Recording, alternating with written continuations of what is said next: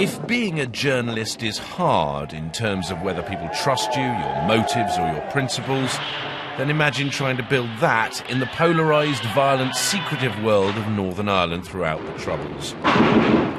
That's about as hard as it gets, especially when not talking to some was a point of principle. We say never! Never! Never!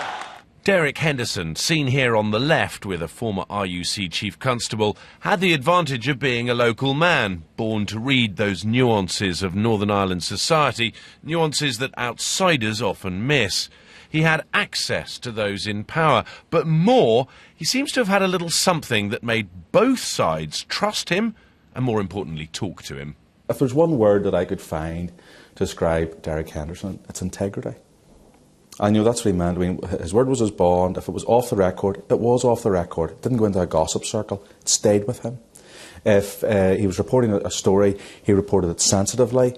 He didn't give you a favour, but he did it fairly. And I think that's all anyone really wanted in that type of difficult and at times testing relationship, fairness.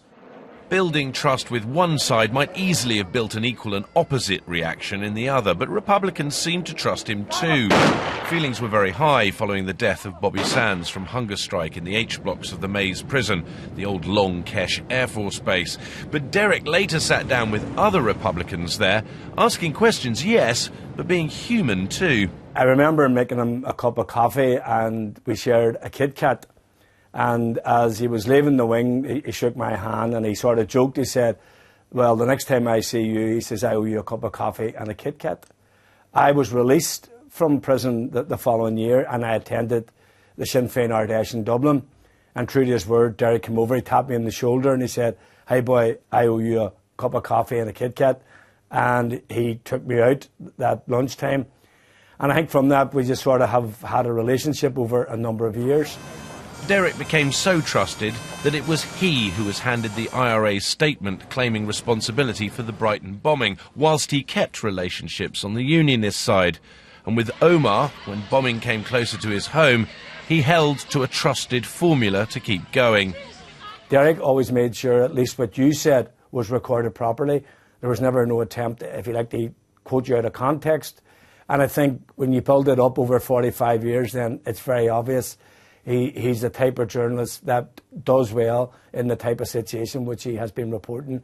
And then, of course, it always helps if journalism isn't the only thing you're known for. The other really important thing about Deric Henderson is his golf handicap. I mean, he plays off 18 in Royal Portrush. Rory McIlroy apparently should really look out, because now that Deric's retired, he's after the Adidas sponsorship as opposed to Nike, and he's really going to go big for it.